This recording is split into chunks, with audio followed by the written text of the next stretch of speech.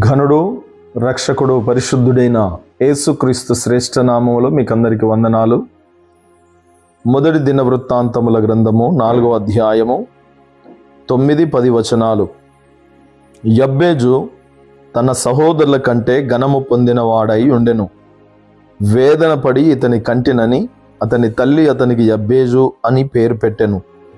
యబ్బేజు ఇశ్రాయేలీల దేవుని గురించి మొరపెట్టి, నీవు నన్ను నిశ్చయముగా ఆశీర్వదించి నా సరిహద్దును విశాలపరచి నీ చేయి నాకు తోడుగా ఉండ దయచేసి నాకు కీడు రాకుండా దానిలో నుండి నన్ను తప్పించుమని ప్రార్థింపగా దేవుడు అతడు మనవి చేసిన దానిని అతనికి దయచేసెను.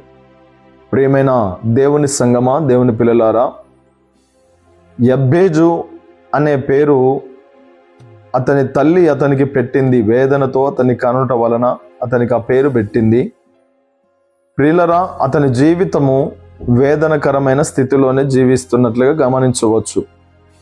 దేవుని సన్నిధిలో అతను చేసిన ప్రార్థన మనవిని దేవుడు ఆలకించి అతన్ని ఆశీర్వదించి అతన్ని విశాలపరచనని, అతన్ని గొప్ప చేసనని వాక్యము సెలవిస్తూ ఉంది. ఇశ్రాయేలీయుల దేవుణ్ణి ఆశ్రయించిన యబ్బేజు జీవితంలో గొప్ప ఆశీర్వాదము, గొప్ప అభివృద్ధిని, గొప్ప విశాలతను అతను పొందుకున్నాడు. ఎవరైతే దేవుని యందు భయము కలిగి భక్తి కలిగి ప్రభువును ఆశ్రయించి ఆయన పాద సన్నిధిలో ఎవరైతే అడుగుతారో, ఆయన సన్నిధికి వచ్చి ప్రాధేయపడుతూ ఆయన దగ్గర పొందుకోవడానికి ఇష్టపడతారో వారందరూ దేవుని చేత ఆశీర్వదించబడతారు, దీవించబడతారు. దానికి ఉదాహరణే యబ్బేజు.